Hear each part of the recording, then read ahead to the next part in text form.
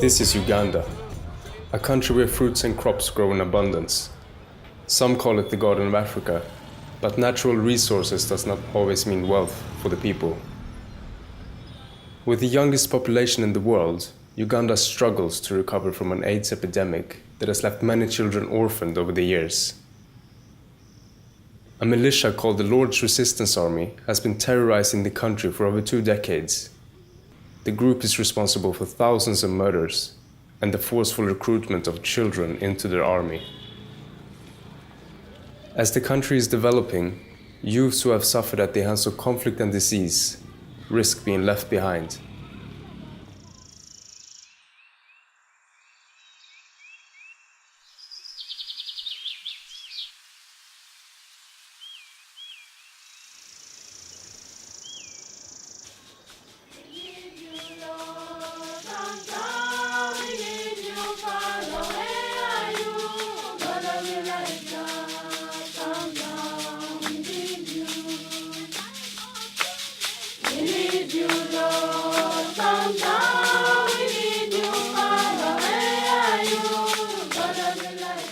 Akira Farm is a youth empowerment project, and it's basically a project where vulnerable youths come to get a fresh start in their lives.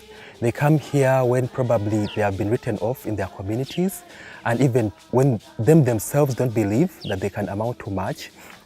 But then they are given this opportunity to come and be trained holistically, but also to be encouraged and be built, and for somebody to mentor them and work alongside them, such that at the end of the day when they leave this place, they can become self-reliant Ugandans, but also catalysts of change in their communities, and also an inspiration to other youths in their communities.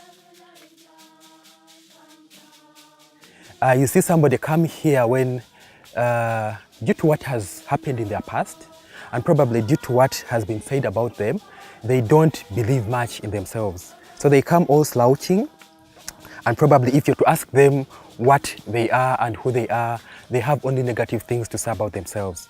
But during the process of them being discipled, mentored and encouraged, you see them slowly changing from somebody who was not having much good to say about themselves. They start seeing good things about themselves.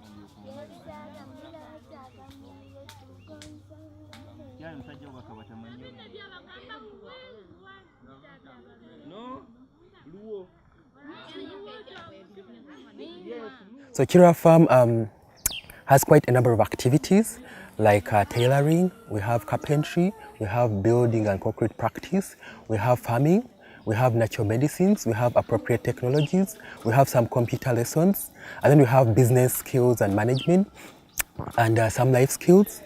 And then we have discipleship, which is really one of the important components in our program. So all these different components provide what we call a holistic empowerment project, which if a youth goes through and they look at this not as just a process of training, but also a lifestyle that they can take on, we believe that when they leave this place, they can go out there empowered in all the aspects of life, but also being able to have the self-belief to start something for themselves, but also support their communities for the better.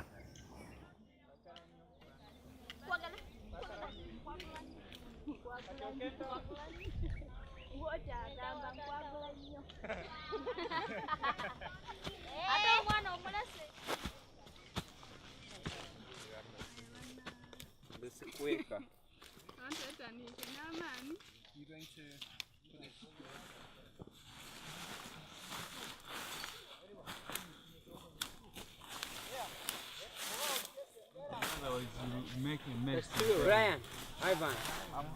Dennis, that's true. I see some flyer. First of all, I was also one time I was also a trainee here, 2010. Then I finished 2011. So Then they had to call me back for more training about it. I like it because I've seen the results and I've seen what is coming out. And if I to continue like this, I think we shall change Uganda.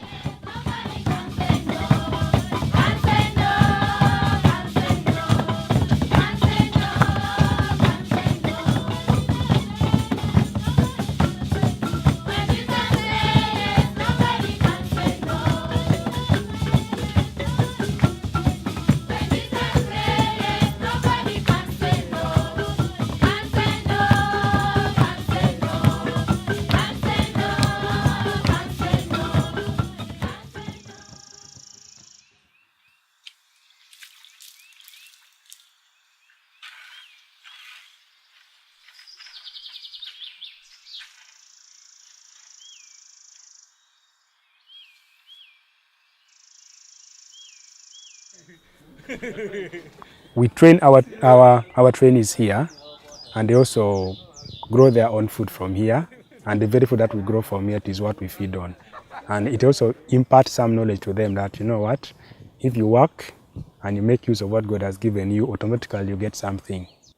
We are tired of relying on handouts, getting help from outside. You just sit and then you wait, somebody's there to give me something to feed on. We don't buy that idea at Kera Farm.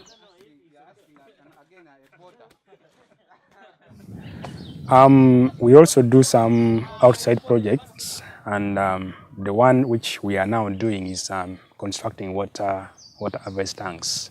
That is the water jars to the nearby communities, and we have already installed 10 of them. You find a family of maybe 7 people, and they could walk some long distance looking for drinking water. But you find the moment we construct the water tank just at home, people could harvest water from the roof and then direct to the tank.